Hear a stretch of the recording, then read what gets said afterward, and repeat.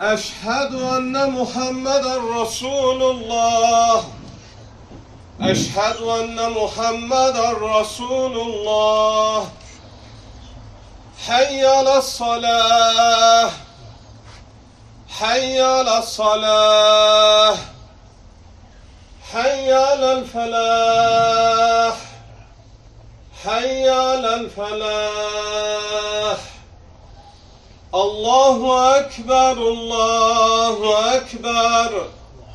لا إله إلا الله.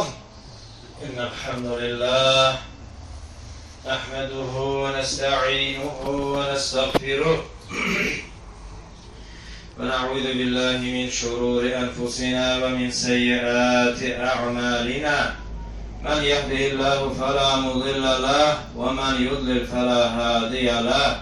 نشهد أن لا إله إلا الله وحده لا شريك له ونشهد أن محمدا عبده ورسوله وصلوات الله وسلامه على رسوله محمد وعلى آله وأصحابه الطيبين الطاهرين وعلى أتباعهم التابعين ومن تبعهم بإحسان إلى يوم الدين. يا أيها الذين آمنوا اتقوا الله حق تقاته ولا تموتن إلا وأنتم مسلمون.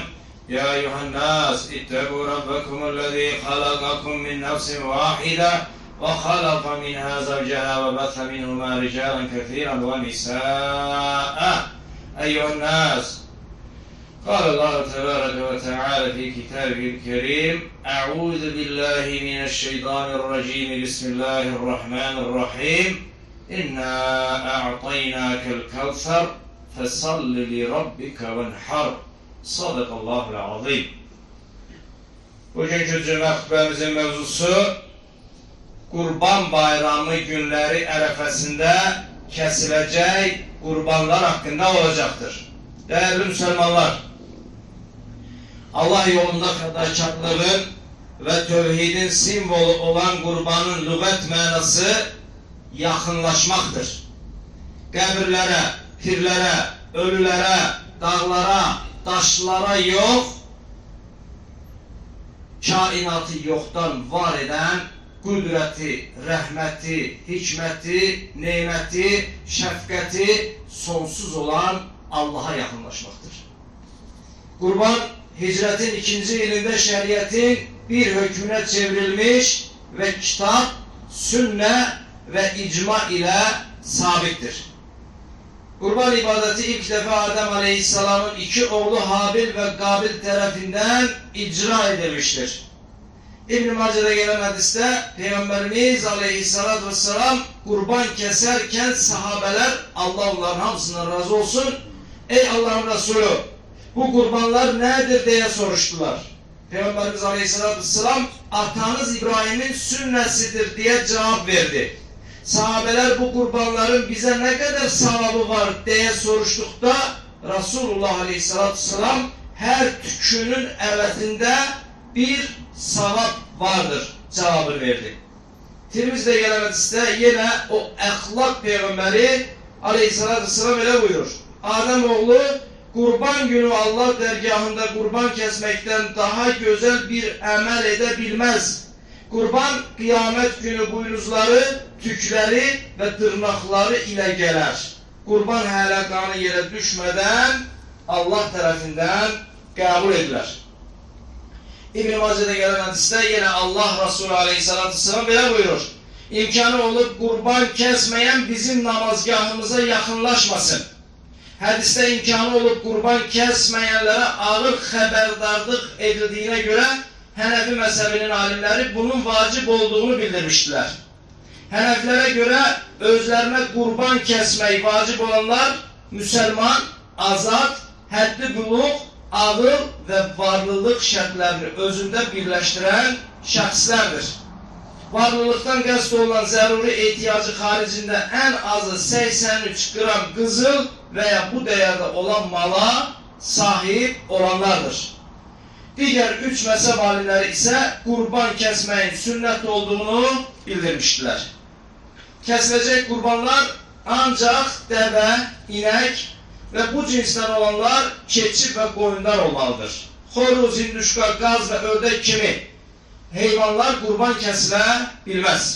Qurbanlıq dəvələr 5, inəklər isə ən azı 2 yaşında olmalıdır. Bir dəvə və inəyi bir nəfər tək başına kəsə biləcəyi kimi 7 nəfər şərik olaraq da kəsə bilərlər. Qurbanlıq keçi 1 illik, qoyun isə böyüklükdə ən azı 1 yaşındakı qoyuna bənzəyən 6 aylıq qoyun olmalıdır. Kəsiləcək qurbanlıq heyvanlar Qurban bayramının 1-ci, 2-ci, 3-cü günü günəş batana qədər kəsilə bilər. Ancaq qurbanlıq heyvanları bayramın 1-ci günü kəsmək daha fəzilətlidir. Qurbanlar kəsilərkən qibləyə tərəf çevrilib, Bismillahi Allahu Ekber deyilərək kəsilməlidir. Qurban kəsilərkən Ən'am surəsi 162-ci ayə olan Qul inna salati və nusuki və məhyaya və məmati lillahi rabbil alemin la şərikə ləh. Yəni, şübhəsiz namazım, ibadətlərim, həyatım və ölümüm aləmlərin Rəbbi olan Allah üçündür. Onun heç bir şəriki yoxdur duasını oxumaq da fəzilətlidir. Görməyəcək dərəcədə kör, yeriyə bilməyəcək qədər zəif və ya topal, bir və ya 2 qulağı dibdən kəsik olan, dişlərinin çoxu və ya hamısı tökülən, bir və ya 2 buynuzu dibdən qırılan heyvanlar qurban olaraq kəsilə bilməzlər. Yəni, dəyərli qardaşlar, baxdıqda qüsurlu olduğu açıqca gözə dəyər heyvanı qurban olaraq kəsməmək lazımdır. Baxdıqda insanın gözünü oxşayan, insanın xoşuna gələn heyvanlar qurban olaraq kəsilməlidir. Borc olaraq da, qardaşlar, qurban alınıb kəsilə bilər. Bir şərtlə ki, o şəxsin alacağı pulu olsun və kəsəcəyi qurban onun dolanışığında çətinliyə səbəb olmasın. Qurbanı müsəlman olan kişi kəsə biləcəyi kimi, müsəlman qadın da kəsə bilər. Hər kəs öz qurbanını şəxsən kəsə biləcəyi kimi, başqasına da kəsdirə bilər. Kəsilən qurban ətini ehtiyac sahiblərinə payladığı kimi, kəsən şəxs kəsdiyi qurbanın ətindən evinə də götürə bilər.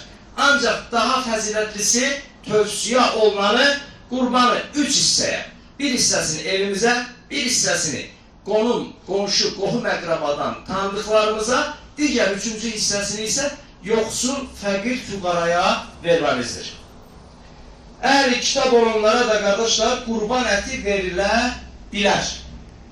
Qurbanın dərisini sədəqə vermək və ya səccadə kimi düzəldib istifadə etmək də olar.